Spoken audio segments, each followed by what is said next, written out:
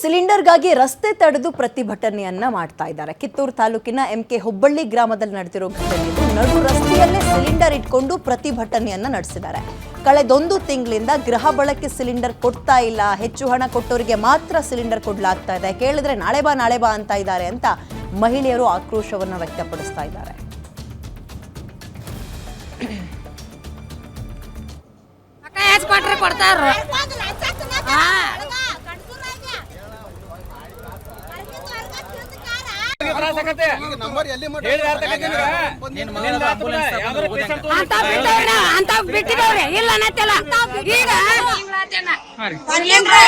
Cylinder ಖಾಲಿ ಆಗ್ಯಾನ. ನಾವ ಹೆಣ್ಮಕ್ಳು ಇದ್ದಾರ, ನಮ್ಮಪ್ಪ ವಯಸ್ಸಾದವ್ರೇನ, ಈಗ ಒಂದ್ ತಿಂಗಳು ಬೇಕಾದ್ರೆ ಸಿಲಿಂಡರ್ ಕೊಡತ್ತಾರೆ. ರೊಕ್ಕ ಜಾಸ್ತಿ ಕೊಡ್ತಾರಲ್ಲ, ಅವ್ರು ಸಿಲಿಂಡರ್ ಕೊಡುವ ಉಳಿಕಿದಾರಿಗೆ ನಾಳೆ ಬಾ ಅಂತ ಕಳ್ಸತ್ತಾರೆ. ನೀವು ನಮ್ಮಪ್ಪ ಬಿದ್ದ ಮನಿ ಇದಾನೆ ಹಂಗಾರೇನ. ಈಗ ಅವ್ರು ಏನು ಹೇಳ್ತಿಲ್ರಿ ಮಗ್ರಿ, ಏನಣ್ಣ ಈಗ ಏನ್ ಹೇಳ್ತಾರ್ರಿ ಅವ್ರು?